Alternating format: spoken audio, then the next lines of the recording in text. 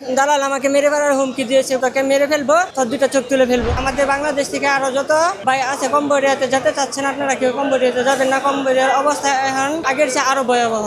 যাওয়ার সময় আমাকে বলেছে সে আমাকে ইবির সাথে নিবে। যখন আমি ওই দেশে গেছি, যাওয়ার পরে দালাল আমার কাছ থেকে টাকা এবং পাসপোর্ট সবকিছু নিয়ে গেছে। নেওয়ার পরে আমার পাসপোর্ট দেয় নাই। আজকে 12 তারিখ, আমি আগামীকালকে 13 তারিখ আমার 9 মাস পূর্ণ হবে। 9 মাসের মাধ্যমে এই পর্যন্ত দালাল আমার কাছে আমার পাসপোর্ট দেয় নাই। আমাকে সে অনেক নির্যাতিত করেছে।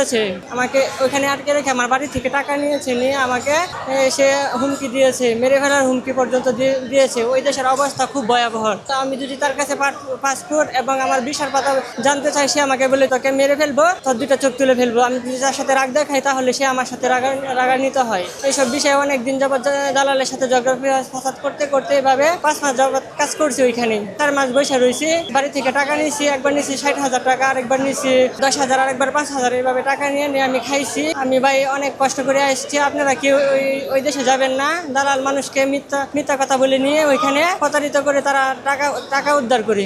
আমি গিয়েছিলাম 4,80,000 টাকা দিয়ে। তারপরে আবার আমার কাছ থেকে 60,000 টাকা নিয়েছে, আবার নিয়েছে 10,000, আবার নিয়েছে 10,000। এভাবে আমার কাছ থেকে প্রতারিত করতে করতে টাকা নিয়েছে, আমাকে হুমকি দিয়েছে যদি আমি টাকা না দেই সে আমাকে আরো অত্যাচার করবে। আমাদের এলাকারই আমাদের দূর সম্পর্কের ভাই লাগে, সে আমাদেরকে বলেছে ওই দেশে কাজের অভাব নাই, তোমরা যাও, গিয়ে তোমরা ভালো পরিমাণ অ্যামাউন্ট পাবে, মাসে 1 লাখ 1.5 লাখ টাকা কামাই করতে পারবে। ওই দেশে ভালো ভালো ফ্যাক্টরি আছে। তারপর আমরা গেছি, গিয়ে দেখি ওই দেশে কোনো কিছুই নাই। আমাদের দেশের চেয়েও গরিব তারা। আমরা যেভাবে খেটে খাই তারা ওইভাবে খেটে খাই। তাদের দেশের লোকেই না খেয়ে মরে, তা আমাদেরকে তারা কাজ দিবে কি করে? বাঙালি এইভাবে দালালের মধ্যে প্রতারিত রাস্তায় বসে বসে কান্না করতেছে।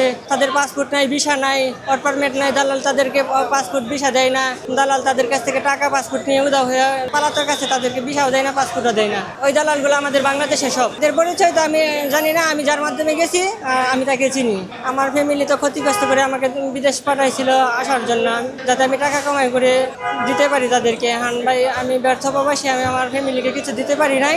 গিয়ে দেশে একটা কিছু করে খাবো আর কি। আমাদের বাংলাদেশ থেকে আরো যত ভাই আছে কম্বোডিয়াতে যেতে চাচ্ছেন, আপনারা কেউ কম্বোডিয়াতে যাবেন না। কম্বোডিয়ার অবস্থা এখন আগের চেয়ে আরো ভয়াবহ। যারা বিদেশ যেতে চাচ্ছেন তাদেরকে আমি বলি, ভাই আপনারা যে টাকা দিয়ে বিদেশ যাবেন, এই টাকা দিয়ে দেশে একটা কিছু করে খান, তবু আপনারা বিদেশ যাবেন না। কম্বোডিয়ার নিয়ম হচ্ছে ওই দেশে পাসপোর্ট এবং ওয়ার্ক পারমিট ছাড়া যদি আপনি একদিন থাকেন, তাহলে প্রতিদিন আপনার $10 করে জরিমানা আসবে। 9 মাস থেকে আসছি, 9 মাসে আমার অনেক টাকা জরিমানা আসছে। আমি তো জরিমানা দিয়ে আসতে পারি নাই, তা আমি বাংলাদেশের অন্য এজেন্সির মাধ্যমে আমার জরিমানা মুকুব করে তারপর আসছি। টিকিটের টাকা দিয়েছি, তারপর আমাকে টিকিট কেটে আমাকে দেশে পাঠানো হয়েছে। আমার জরিমানা হিসাব করলে হয়তো পারে 4 লাখের মতো। আমরা যাওয়ার দিন 40 জন গিয়েছি, এখন 70 জন আজকে এসেছি। সবাই আমার মতো এমন প্রতারিত।